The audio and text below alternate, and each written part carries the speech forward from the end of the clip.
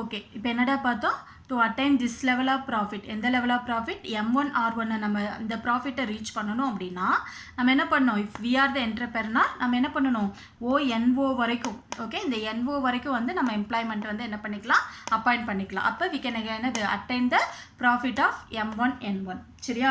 Suppose the tendency to employ more labour will stop once they reach a point E.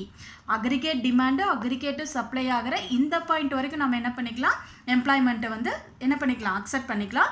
But இதுக்கு மேலே என்ன பண்ணக்கூடாது, இதை வந்து இன்க்ரீஸ் பண்ண முடியாது. இதோட நம்ம என்ன பண்ணிக்கலாம், ஸ்டாப் பண்ணிக்கலாம். ஏன் அப்படின்னு பார்த்தீங்கன்னா, at all levels of employment beyond ONO the aggregate demand curve will be below aggregate supply curve, indicating the loss to the producers. Okay, suppose நல்லா பாரு, இந்த NOலேருந்து NF, ஓகே, NOலேருந்து NF எம்ப்ளாய்மெண்ட் இன்க்ரீஸ் ஆச்சு அப்படின்னா இந்த இடத்துல பாரு, அக்ரிகேட் டிமாண்டு கம்மியாகுது, ஆனால் அக்ரிகேட் சப்ளை இன்க்ரீஸ் ஆகுது. சரியா? அப்போ சப்ளை இன்க்ரீஸ் ஆகி டிமாண்டு குறைஞ்சிது அப்படின்னா அது என்ன ஆகும், ப்ரொடியூசருக்கு லாஸ் ஆக ஆரம்பிச்சிடும். ப்ரொடியூசருக்கு என்ன ஆக ஆரம்பிச்சிடும்டா, லாஸ் ஆக ஆரம்பிச்சிடும். நல்லா நோட் பண்ணிக்கோங்க. இது ஏன் இந்த NO அண்ட் NF இந்த பாயிண்ட்டை வந்து நம்ம அன்எம்ப்ளாய்மெண்ட் பாயிண்ட் அப்படின்னு சொல்கிறோம்னா, இந்த இடத்துல அக்ரிகேட் டிமாண்ட் இந்த இடத்துல ஃபால் ஆகுது, கான்ட்ராஸ்டாக அக்ரிகேட் சப்ளை இந்த இடத்துல என்ன ஆகுது, இன்க்ரீஸ் ஆகுது. சப்ளை இன்க்ரீஸ் ஆகி டிமாண்டு குறைஞ்சது அப்படின்னா நம்ம என்ன பண்ண வேண்டியதில்லை, லேபர்ஸ் வந்து எம்ப்ளாய் பண்ண வேண்டியதில்லை. அப்போ யாருக்கு, என்டர்பிரனருக்கு வந்து லாஸ் ஆக ஆரம்பிச்சிடும். சரியா? So hence they will never employ more then ONO labour. அப்போ ONOக்கு மேலே நம்ம லேபர் என்ன பண்ணக்கூடாது, அப்பாயிண்ட் பண்ணக்கூடாது. ஏன்னா if we are the entrepreneur we can get the loss. Okay, so the effective demand concept become a crucial point in determining the equilibrium level of output in the capitalist economy or a free market economy in the Keynesian system. Okay, so Keynes oda systemthila in the point equilibrium between aggregate demand and aggregate supply is one of the main determinant of to determining the income and also the employment level. புரியுதாடா?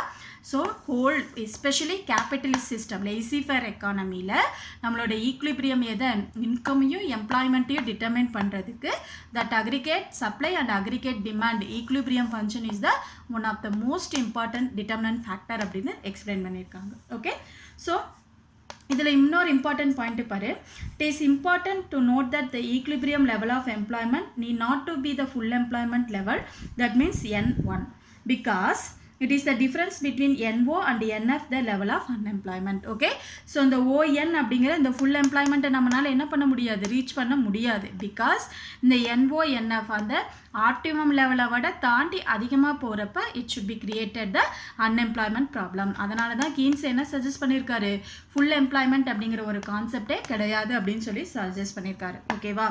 So the difference between NO and NF level is called as the unemployment. இந்த ரெண்டுக்கும் இருக்கிற difference NO and NF, இந்த ரெண்டுக்கும் இருக்கிற டிஃபரன்ஸ்க்கு என்னடா பேர், unemployment. So thus the concept of effective demand becomes significant in explaining the underemployment equilibrium. சரியா? So கீன்ஸோட என்னது, இந்த effective demand. ஓகேவா? ஸோ அந்த effective demand is the one of the important concept to determining the underemployment equilibrium. இதை determine பண்ணுறதுல இதோட role என்ன, very important role to play. ஓகேவாடா? ஓகே, இப்போ நான் சொன்ன பாயிண்ட்டை அப்படியே தியரியா பாயிண்ட் வைஸ் நோட் பண்ணியிருக்கேன் பாரு. டயக்ராம் முன்னாடி இருக்குது, நீ புக்கை வச்சு ரெஃபர் பண்ணு. ஓகேவா? ஸோ அந்த இது பாரு, it will stop once they reach the point of E. ஓகேவா? ஸோ அந்த டயக்ராமில் ஈக்லிபிரியம் பாயிண்ட்டை ரீச் பண்ணோன்னே நம்ம என்ன பண்ணணும், அதுக்கு மேலே எம்ப்ளாய் பண்ணுறதை ஸ்டாப் பண்ணிடணும். So at all levels of employment beyond ONO the AD is below the AS. ஓகேவா? ஸோ அந்த NOலேருந்து NF வந்தது இல்லையா, டயக்ராமில் பாருங்கள், NOலேருந்து NF அந்த வர்ற ஸ்டேஜில் அக்ரிகேட் டிமாண்ட் எதுக்கு கீழே இருக்குது, அக்ரிகேட் சப்ளைக்கு மேலே இருக்குது, அக்ரிகேட் டிமாண்ட் வந்து கீழே இருக்குது. சரியா? Aggregate demand is below the aggregate supply. அப்போ அந்த பாயிண்ட்டை எதடா இண்டிகேட் பண்ணுது, loss to the producer. So they will never employ more then ONO labour. அப்போ நம்ம ONOக்கு மேலே லேபர் என்ன பண்ண முடியாது, எம்ப்ளாய் பண்ண முடியாது. So the equilibrium level of employment need not to be the full employment level N1. அப்போ நம்மளால எதை ரீச் பண்ண முடியாது, full employment level நம்ம கண்ட்ரியில் ரீச் பண்ண முடியாது. So the difference between NO and NF is the level of unemployment. அந்த ரெண்டுக்கு அந்த கர்வில் பார்த்தோம் இல்லையா, NOக்கு NFக்கு இருக்கிற டிஃப்ரென்ஸை நம்ம என்னன்னு சொல்லுவோம், unemployment. So the concept of effective demand become the significant in explaining the underemployment equilibrium. ஓகேவா?